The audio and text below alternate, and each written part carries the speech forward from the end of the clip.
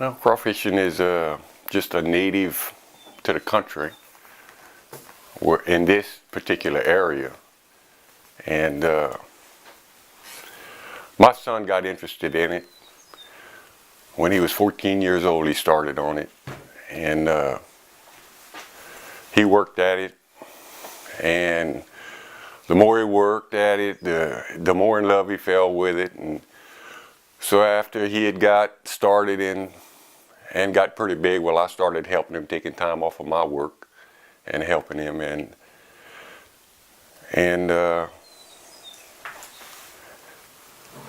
he got a lot of money invested in it, fixed the land up, especially for crawfishing. We kind of phased out the rice. It used to be rice and crawfish. We phased out the rice and went all the crawfish. And my son died. And I didn't know he had a lot invested in it, and I didn't know if I wanted to take it on at my age. And my wife and I decided we'd try it. I continued the operation.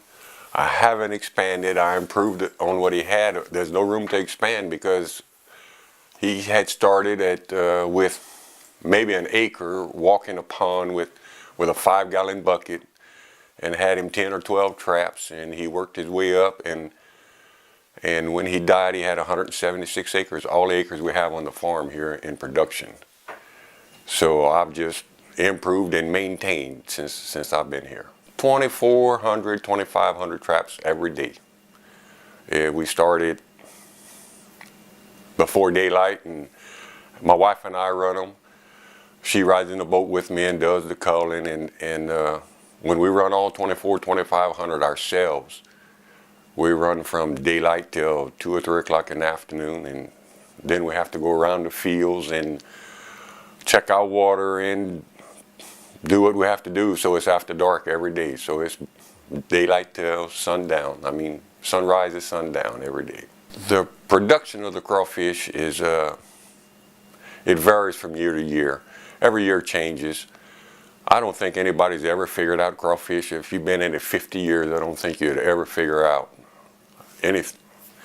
Like, we have 176 acres in production, and this year we've caught 99% of our crawfish off of 40 acres out of the 176. It's just a hope that you have crawfish, but you always have enough to pull you through the year. And our crawfish, as far as for the selling end of them, we just load them up, and all we have time for, we don't have time to peddle them or save them. And I'm not set up to save them, so I bring all mine to a dock in town, and I just get rid of them and get bait for the next day and go back out the next day. You'd really have to be set up, and you'd have to have more people involved. And the more people you have involved, that's the more money it costs. And you got to watch everything with crawfish because it can be tight every year. Production depends on a lot on the weather, drought conditions in the summer. It's just you never know what you're going to get. Now this year is just a bad year for everybody. This year, I imagine on 176 acres, we're going to come out 50, 60,000 pounds. I farmed when I got out of high school. I farmed for 13 years, I believe, and hurricane put me out of business. Actually, 2 hurricanes in 3 years is what put me out of business. And after that, I never missed a day of work. I mean, I worked all my life. I went from farming, I went working on a machine shop, and I worked there for 5 or 6 years, and then I worked for a carpenter, and then my brother and I started a carpenter business, and we worked for 13 years and 15 years, I believe.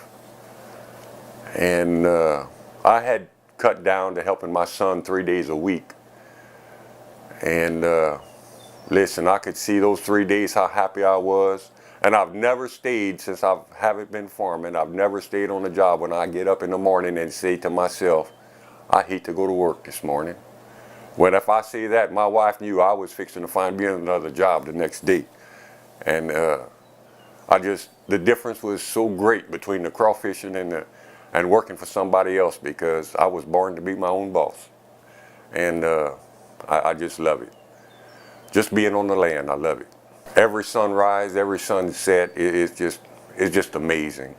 A fog gets here, you think, oh, a fog is so nasty. A fog in the morning when you're crawfishing is beautiful. The sun comes through it,